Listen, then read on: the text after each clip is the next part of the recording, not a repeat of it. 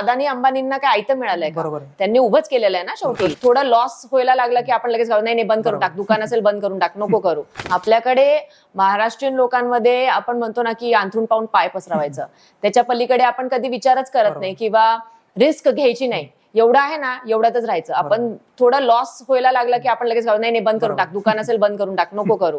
ते थोडं आपण चेंज करायला हवं. इनिशियली लॉस होणार आहे, त्रास होणार आहे, कष्ट जास्त घ्यावे लागणार आहे, त्या गोष्टीला जर आपण सामोरं जायचं. आणि आजकाल अशी कोणतीच फील्ड नाही जिथे कष्ट नाहीये. आम्ही स्वतः राजकारण, लोकांना असं वाटतं राजकारणी म्हणजे सगळ्यात निवांत माणूस, त्याच्या आयुष्यात काहीच टेन्शन नाहीये, सगळ्यात स्ट्रेसफुल लाईफ आमची असते. सकाळी 8 पासून घरातनं निघालो तर मी स्वतः 12-1 वाजेपर्यंत रात्रीची बाहेर असते.